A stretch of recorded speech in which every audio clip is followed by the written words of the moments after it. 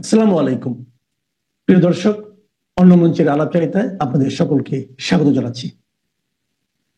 আমাদের আজকের আলোচনায় অতিথি হিসেবে উপস্থিত আছেন জনতা পার্টি বাংলাদেশের মহাসচিব এবং জাতীয় প্রেস ক্লাবের সাবেক সভাপতি জনাব শওকত মাহমুদ।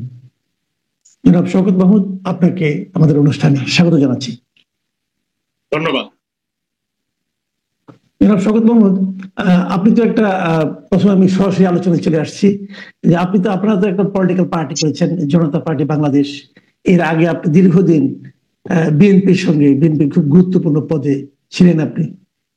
নতুন এই পার্টি করার পর আপনার এর মধ্যে তো বেশ কয়েক মাস হয়ে গেছে, দেখলাম যে আপনার নির্বাচন কমিশনও আপনার প্রাথমিকভাবে নিবন্ধনের জন্য বিবেচিত হয়েছেন। তো কি অবস্থা আপনার পার্টির অগ্রগতি কোন পর্যন্ত, একটু কি সংক্ষেপে বলা যায় কিনা? আমরা গত 25শে এপ্রিল আত্মপ্রকাশের পর নির্বাচন কমিশনে আমরা গত 22শে জুন আমরা নিবন্ধনের জন্য আবেদন করেছি। নিবন্ধনের জন্য যেসব শর্ত পরিপালন করা প্রয়োজন আমরা সবগুলো শর্তই প্রতিপালন করে জমা দিয়েছি। যদিও 2008-এ করা এই নিবন্ধনের বিধিমালাটা নতুন দলের জন্য অত্যন্ত কষ্টকর এবং একটা পেইনফুল প্রসেস তারা করে দিয়েছে। এটাকে আর বর্তমান নির্বাচন সংস্কার কমিশন এটাকে সহজীকরণের জন্য বললেও নির্বাচন কমিশন সেটা এখনো করেনি। তবে তাদের বিবেচনায় কি আছে আমরা জানি না। তো এরকম একটা নতুন দলকে 100টি উপজেলায় তাদের পার্টি অফিস, প্রতি 100 উপজেলা প্রতিটিতে 200 করে সাধারণ সদস্য সমর্থক, এর 22টা জেলায় অফিস, কেন্দ্রীয় অফিস, এগুলো স্থাপন করতে যেই বিপুল পরিমাণ টাকার প্রয়োজন, আমার মনে হয় যে রাজনৈতিক দল করার জন্য এত টাকা দিয়ে কেউ রাজনৈতিক দল করতে চাইবে কিনা এটাও একটা বোধগম্য বিষয়। এবং সেটা অতিক্রম করে আমরা জমা দিয়েছি এবং এই নির্বাচন কমিশন প্রাথমিক তালিকা করেছেন যারা প্রাথমিক যাচাই বাছাই উত্তীর্ণ হয়েছে, জনতা পার্টি বাংলাদেশ 11 নম্বরে আছে। তো আমরা আশা করছি যে নির্বাচন কমিশনের সমস্ত অনুসন্ধান শেষে তারা খুব দ্রুত এটি নিবন্ধন দেবেন। নির্বাচন কমিশনকে মনে হচ্ছে যে তারা যদিও একটি কঠিন আইনের মাধ্যমে এটা নিবন্ধন দিচ্ছেন, কিন্তু তাদের দৃষ্টিভঙ্গি আমার কাছে মনে হয়েছে যে তারা নতুন দলের ক্ষেত্রে একটা উদারতা অবলম্বন বা শর্ত শিথিল করছেন, আনুষ্ঠানিকভাবে না, অনানুষ্ঠানিকভাবে তারা হয়তো লিনিয়ার ভিউতে পলিটিক্যাল পার্টিগুলোকে রয়েছে। সেই ক্ষেত্রে আমি মনে করি যে বাংলাদেশে নতুন দলগুলো যারা আবেদন করেছে তাদের মধ্যে আমাদের জনতা পার্টি বাংলাদেশ একটি অগ্রবর্তী দল হিসেবে আছে এবং আমরা ইতিমধ্যে আমাদের অনেক কার্যক্রম করেছি এবং রাজনৈতিক কার্যক্রম সেগুলো, এবং আমরা সরকারের বিভিন্ন জায়গায় আমরা চিঠি দিয়েছি, ঐকমত্য কমিশনও দিয়েছি, প্রধান উপদেষ্টার দপ্তরও দিয়েছি। তবে দুঃখজনক হলো যে ঐকমত্য কমিশন অনেক অনিবন্ধিত দলকে সংলাপে ডাকলেও জনতা পার্টি বাংলাদেশ বা আরো যারা নিবন্ধিত দল আছে অনেককে ডাকেনি। শুধু তারা যেসব দলকে ডেকেছে আমাদের তথ্য মতে বিএনপি এবং জামাত ইসলামী যেসব দলকে তাদের অনুগামী দল বা তাদের জোটভুক্ত দল মনে করে এবং তাদের মতামতকে তারা মনে করে যে গুরুত্বপূর্ণ, তাদেরকেই শুধু তালিকা দিয়ে তাদেরকে ইনভাইট করার ব্যবস্থা করছে এবং ঐকমত্য কমিশন এই ক্ষেত্রে বৈষম্য তৈরি করছে আমাদের মতামত নেওয়ার। তারা মতামত দিতেই চায় এবং যেসব দলকে ডাকার পরে বলে যে বাংলাদেশের 2/3 দল এটা চায়, 1/3 দল ওইটা চায়। এরা কি বাংলাদেশের সকল রাজনৈতিক পরিমণ্ডলকে প্রতিনিধিত্ব করে কি? এমন সব দল আছে যেগুলোর কোনো তৎপরতা হয়নি। তো এগুলো নিয়ে আমাদের আমাদের ক্ষোভ আছে, কিন্তু আমরা আশা করছি যে আমরা দ্রুত নিবন্ধন পাবো এবং নিবন্ধনের মধ্য দিয়ে আমরা বাংলাদেশের আগামীতে যে নির্বাচন আসছে সেই নির্বাচনে আমরা প্রতিদ্বন্দ্বিতা করতে সক্ষম। আচ্ছা, আরেকটা কথা, আপনি এখানে দুটো প্রসঙ্গ আপনার এই কথা থেকে উঠে আসে। এর মধ্যে একটা হলো আপনি অভিযোগ করছেন যে জাতীয় ঐকমত্য কমিশন যে সমস্ত দলকে ঐকমত্যের জন্য আহ্বান করেছে, আলোচনার জন্য আহ্বান করেছে, সেখানে বৈষম্য করেছে, এই একটা প্রশ্ন। আরেকটা কথা আপনি বললেন যে অনেক দলকে ডেকেছে যাদের সারা দেশের কেউ চেনে না অথবা তাদের সঙ্গে সাংগঠনিক দক্ষতা নেই। তাহলে কি কিন্তু তারা তো নিবন্ধিত দল, তাহলে কি আপনি মনে করেন যে নিবন্ধনের যে নিয়মটাই থাকুক না কেন, একবার নিবন্ধন দেওয়ার পর একটা নির্দিষ্ট সময় পর পর সেই নিবন্ধনের যোগ্যতা তারা তখনও রক্ষা পালন করতে পারছেন কিনা, তাদের আছে কিনা, সেটা একবার চেক করা উচিত? অবশ্যই, কারণ নিবন্ধন একটি মানে চিরস্থায়ী কোনো বন্দোবস্ত নয়। নিবন্ধন যারা পেয়েছে তাদের অধিকাংশ দল, বাংলাদেশের 54-56 দল, অধিকাংশ দলেরই এখনো কোনো অফিস নেই, কোনো রাজনৈতিক কার্যক্রম নেই, এবং এই নিবন্ধনকে তারা ট্রেড লাইসেন্সের মতো ব্যবহার করে। এবং এটা আমি মনে করি যে এই নিবন্ধনকে নির্বাচন কমিশনের উচিত সময়ে সময়ে তাদের কার্যক্রম মূল্যায়ন করে তাদের নিবন্ধনকে তাদের অব্যাহত রাখা যায় কিনা সে ব্যাপারে তাদের সিদ্ধান্ত।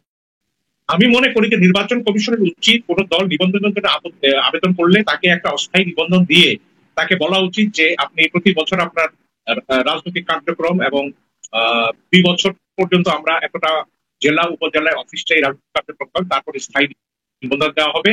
এবং এগুলো যারা স্থায়ী নিবন্ধন পেয়েছেন তারা যদি এইসব কার্যক্রম অব্যাহত না রাখে তাদের নিবন্ধন বাতিল করা হবে। এখনো পর্যন্ত কোনো নিবন্ধন সেইভাবে ওই মানদণ্ডে বাতিল করা হয়।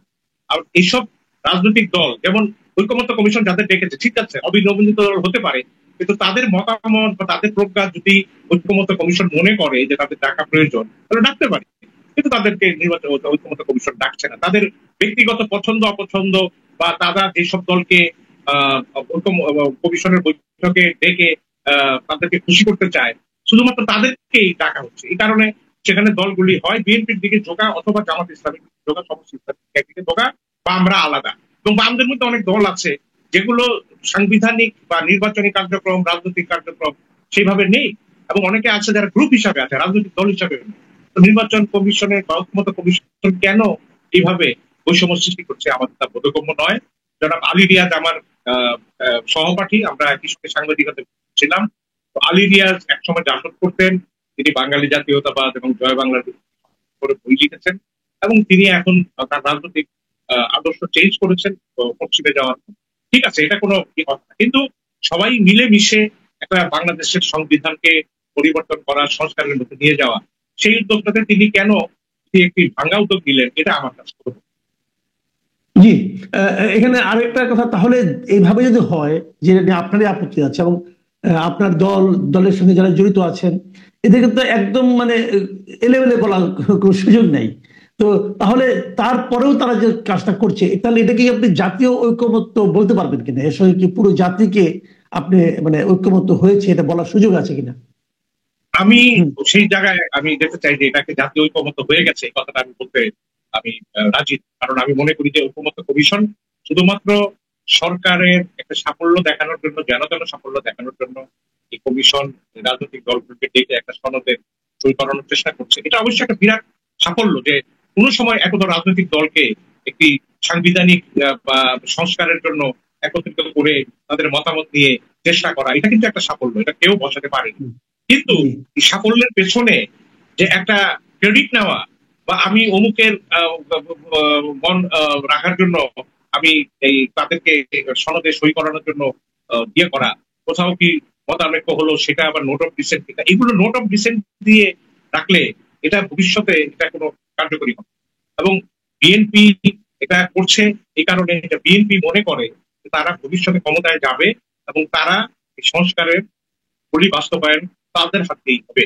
একটা ইউনুসও বিলম্বে হলেও বিএনপির সঙ্গে একমত হয়েছেন, এবং বিএনপি মনে করে কিছু কিছু প্রস্তাব আছে যেগুলো তাদের শাসন কাজে প্রতিবন্ধকতা তৈরি করতে পারে বা ক্ষমতা প্রয়োগের প্রতিবন্ধক, সেইগুলোকে তারা একমত হচ্ছে না। কিন্তু এটা রাজনৈতিক দলের সুবিধা অসুবিধার বিবেচনায় কোন সাংবিধানিক সংস্কার এটা কোন জাতীয় ঐকমত্যের নামে হতে পারে না বলে আমি মনে করি। এটা একটা বেনিফিট, পরস্পরের বেনিফিট বিনিময়ের জন্য, যেমন এই সরকার সেফ এক্সিট খোঁজার জন্য সনদকে ব্যবহার করে থাকে, বিএনপি কে ব্যবহার করছে, এটা আমি মনে করি না যে এই ঐকমত্য টেকসই হবে এবং ভবিষ্যতে এই রাজনৈতিক সনদ নিয়ে আরো ঝামেলা হবে। জি, এখন একটা জিনিস বলা হচ্ছে, এখন আমরা অলরেডি কিন্তু আপনি যে কথাটা বললেন তার কিন্তু অলরেডি রিফ্লেকশন আমরা দেখতে পাচ্ছি। বিএনপি এরই মধ্যে বলা শুরু করেছে যে এই সনদকে আপনার সংবিধানের উপরে জায়গা দেওয়া ঠিক হবে না। কালকে দেখলাম যে মেজর হাফিজ বলেছেন যে যে সংবিধান 72-এর সংবিধানকে ছুঁড়ে ফেলার যে কথা বলা হচ্ছে ওটা তো আসলে আওয়ামী লীগের সংবিধান না, ওটা হলো জেনারেল জিয়াউর রহমানের নেতৃত্বে সংগঠিত একটা সশস্ত্র বিপ্লবের সংবিধান। কাজে ওটাকে ছুঁড়ে ফেলা যাবে না, ওটাকে সংশোধন করা যাবে এবং এই সংবিধানে সকল পলিটিক্যাল পার্টির এক ধরনের আছে, অংশগ্রহণ আছে। এই যে কথাগুলি বলা হচ্ছে এগুলো কিন্তু মানে ইতিমধ্যেই যে জুলাই সনদের যে মূল তাদের যে বক্তব্যটা তার সঙ্গে কিন্তু একভাবে সাংঘর্ষিক হয়ে যাচ্ছে। এবং জুলাই সনদ নিয়ে কোনো আদালতে যাওয়া যাবে না, এটার ব্যাপারে সালাউদ্দিন সাহেব আপত্তি করেছেন। তো জুলাই সনদের ভবিষ্যৎ আপনি অগাস্ট মাসের শেষ সপ্তাহে এসে কেমন দেখছেন?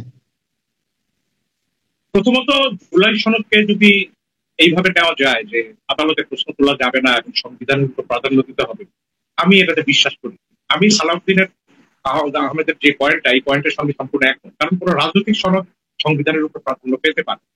দ্বিতীয়ত, আদালতে প্রশ্ন তোলা যাবে না, তাহলে শেখ হাসিনা পঞ্চদশ সংশোধনীর মাধ্যমে এই সংবিধানের সমালোচনা করা যাবে না, অমুকের জাতির পিতা মানতে হবে, তো সেই স্টাইলটি কিন্তু আপনি ফলো করছেন। প্রশ্ন তোলা যাবে না, কারণ প্রত্যেকটি নাগরিকের অধিকার আছে প্রশ্ন তোলা। কিন্তু মেজর হাফিজ সাহেব যে কথাটা বলেছেন যে ৭২-এর সংবিধান একটা জাতির সর্বসম্মত দলিল, আমি সেই জায়গায় আমি দ্বিমত পোষণ। আমাদের স্বাধীনতার ঘোষণায় যে বলা হয়েছিল যে সাম্য, মানবিক মর্যাদা এবং সামাজিক ন্যায় বিচারের কথা, এটা ৭২-এর সংবিধানের মূলনীতিতে সেভাবে আসেনি। যেমন মূলনীতিতে ধর্মনিরপেক্ষতা এবং সমাজতন্ত্র আনা হয়েছে স্বাধীনতা।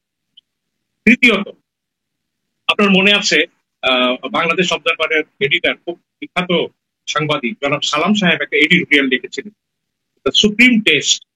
সুপ্রিম টেস্ট সম্পাদকীয়ের জন্য তার চাকরি চলে যায়। এই সুপ্রিম টেস্ট সম্পাদকীয় তিনি বলেছিলেন যে বঙ্গবন্ধু, আপনি গ্রেট লিডার, কিন্তু আপনি একটা নতুন গণপরিষদ নির্বাচন দিয়ে আপনি নতুন সংবিধানটা প্রণয়ন করেন, তা না হলে এটা নিয়ে ভবিষ্যতে। এবং এই সালাম সাহেবের এই মতামত প্রকাশিত হওয়ার পর দিনই তার চাকরিটা চলে গিয়েছে। কারণ শেখ মুজিবুর রহমান প্রস্তুত ছিলেন না যে নতুন করে গণপরিষদ নির্বাচন করার জন্য, যেটা তিনি ৭৩-এও করতে পারেন। যাই হোক, তো ৭২-এর সংবিধান জাতির সর্বসম্মত দলিল হিসাবে তৈরি হয়েছে, এটা বলা যাবে না। দ্বিতীয়ত, ৭২-এর সংবিধান তো এখন আর নেই। ৭২-এর সংবিধান সংযোজিত হতে হতে হতে কর্তৃত্ব হতে হতে এমন জায়গায় পৌঁছেছে, আমরা বর্তমান সংবিধানের সংস্কার চাই এবং পঞ্চদশ সংশোধনী বা আপনার ষোড়শ সংশোধনী দিয়ে সংবিধানকে এমন বিকৃত করে ফেলা হয়েছে, সেই জায়গা থেকে তো আমাদের বেরিয়ে আসতে হবে। আমি শেষ প্রশ্ন করতে যাচ্ছি, ছোট্ট করে যদি জবাব দিতেন। অনেকের কাছে ইদানিং বলতে শুনতেছি, যদিও ইউনূস সাহেব ঘোষণা করেছেন যে ফেব্রুয়ারিতে নির্বাচন হবে এবং সব ধরনের নির্বাচন কমিশনও সে অনুযায়ী কাজ করছে, কিন্তু আমরা লক্ষ্য করছি সাধারণ মানুষের মধ্যে যার সঙ্গে আমার কথা হয়, আমাকে প্রথমে তারা প্রশ্ন করেন যে নির্বাচন কি আসলে ফেব্রুয়ারিতে হবে? এই যে নির্বাচন নিয়ে একটা শঙ্কা কিন্তু মানুষের মধ্যে আছে, এক ধরনের অনাস্থা কিন্তু আছে। তো আপনি নিজে এটা ফিল করেন কিনা অনাস্থাটা, এবং আপনি নিজে কি মনে করেন যে আসলে কি ফেব্রুয়ারিতে নির্বাচন হতে যাচ্ছে? এটা প্রতি মুহূর্তে ফিল করি এবং মানুষ প্রতিদিন প্রশ্ন করে, ভাই নির্বাচনটা হবে তো? কেন নির্বাচনের রোডম্যাপ ঘোষণার পরেও যে মানুষের মধ্যে এই শঙ্কাটা, এটা আমি মনে করি যে এটা কোনো অযৌক্তিক শঙ্কা নয়। মানুষ অযৌক্তিক ভাবে এইসব প্রশ্ন করছেন। ইভেন বিএনপিও বলছে যে নির্বাচন নিয়ে শঙ্কা আছে, ষড়যন্ত্র আছে, এই কথাগুলো বিএনপিও বলছে। এই কেন এই শঙ্কাটা? শঙ্কাটা এই কারণে হচ্ছে যে আগে কথা ছিল যে আপনার এই জুলাই সনদ সই হওয়ার পর নির্বাচনের পথ নকশা ঘোষণা করা, এটা ইউনূস সাহেব বারবার বলেছে। কিন্তু উনি যেদিন জুলাই ঘোষণা দেওয়া হলো, সেই জুলাই ঘোষণার দিন সে রাত্রেই তিনি জাতির উদ্দেশ্যে ভাষণে পথ নকশা কেন? এবং সেই জুলাই ঘোষণার সময় তার যারা মূল নিয়োগকর্তা ছিল ছাত্র নেতারা, তারা সেদিন অনুষ্ঠানে অনুপস্থিত ছিলেন, একটা অনাস্থা দিয়েছেন জুলাই ঘোষণার ব্যাপারে, এবং একটা ইউনূসের ব্যাপারে তারা অনাস্থা দিয়েছেন যে তিনি আসলে একা হয়ে গেছেন, তিনি কোথায় গিয়ে সিদ্ধান্ত দিচ্ছেন, এই কথা তারা বলেছেন। তো যাই হোক, এখন এই যে তাড়াহুড়া করে নির্বাচনের পথ নকশা ঘোষণা করা হলো কতিপয় রাজনৈতিক দলের বিরাগী, এতে করে মানুষ মনে করেছে যে ইউনূস সাহেব জুলাই সনদে বিএনপিকে স্বাক্ষর করানোর জন্য, তাকে খুশি করার জন্য আগেই তিনি পথ নকশা ঘোষণা করেন। এটা কেন? এই পথ নকশাটা কোনো রাজনৈতিক সুবিধা অসুবিধার বিনিময়ে এই জিনিসটা ঠিক, এটা কোনো এক। দ্বিতীয়ত, যেই পরিস্থিতিটা বিরাজ করছে, কতগুলি দ্বন্দ্ব তৈরি হয়েছে আমাদের রাষ্ট্র ব্যবস্থায়, দ্বন্দ্বগুলির কোনো নিরসন ইউনূস সাহেব করছেন না, শুধুমাত্র পথ নকশা ঘোষণা করিয়ে নির্বাচন দিয়ে যেন তেন ভাবছে যায়নি। এই দ্বন্দ্বগুলোর মধ্যে একটা হচ্ছে তিনি এই সনদের ঘোষণার মধ্যে নারী ও ইসলাম নিয়ে এই ঘোষণার নিয়ে একটা দ্বন্দ্বের মধ্যে পড়েছেন। তৃতীয়ত, তার সঙ্গে রাষ্ট্রপতির সম্পর্ক, তার সঙ্গে সেনাবাহিনীর সম্পর্ক, এগুলো নিয়ে প্রকাশ্যে আলোচনা হচ্ছে। তিনি রাষ্ট্রপতির সঙ্গে দূরত্ব বজায় রাখতে চান, তিনি রাষ্ট্রপতি ছবি নামিয়ে ফেলছেন। রাষ্ট্রপতি ইউনূস সাহেবকে সমস্ত কাজে সমর্থন দিচ্ছেন, কিন্তু তিনি ইউনূস সাহেব রাষ্ট্রপতিকে অবজ্ঞা করছেন কেন? দ্বিতীয়ত, তার সঙ্গে সেনাবাহিনীর এক ধরনের পার্থক্য আছে, এটা সেনা প্রধানের অফিস সাথে একটা পরিষ্কার এসছে। সেই জায়গাটা তিনি পরিষ্কার করতে পারছেন।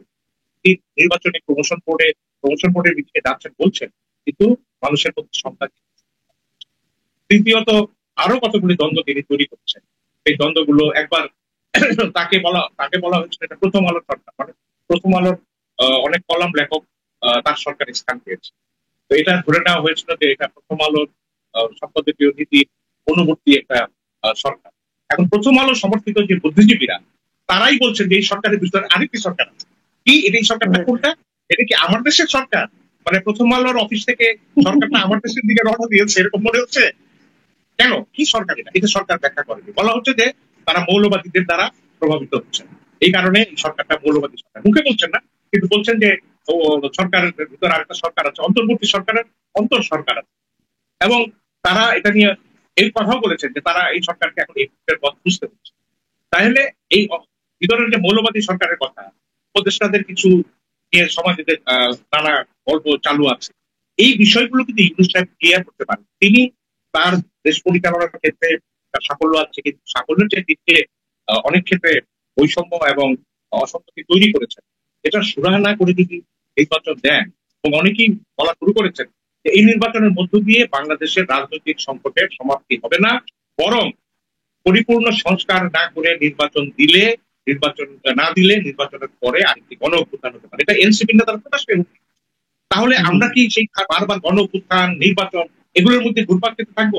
ইউনূস সাহেব এটার কোনো সলিউশন দিলেন। তিনি একটি টেম্পোরারি মলম দিচ্ছেন, কিন্তু বাস্তবে এই রাজনৈতিক সংকটের সমাধান কিন্তু তিনি করে যেতে পারছেন। এটাই হচ্ছে তার সবচেয়ে বড় ব্যর্থতা হিসেবে তৈরি। অনেক ধন্যবাদ জনাব শওকত মাহমুদ। আপনি অনেক আপনি ব্যস্ততার মধ্যে আমাদেরকে সময় দিলেন, এই জন্য আপনার প্রতি কৃতজ্ঞতা। প্রিয় দর্শক, আপনারা শুনলেন জনাব শওকত মাহমুদের বিশ্লেষণ আমাদের দেশের বর্তমান যে পরিস্থিতি, সেই পরিস্থিতিতে নির্বাচন, জাতীয় ঐক্যমত্য এবং সংবিধান সংস্কার, এগুলি নিয়ে ওনার মন্তব্য। আপনাদের কেমন লাগলো আমাদের লিখে জানাবেন। এখন এ পর্যন্তই। আল্লাহ হাফেজ।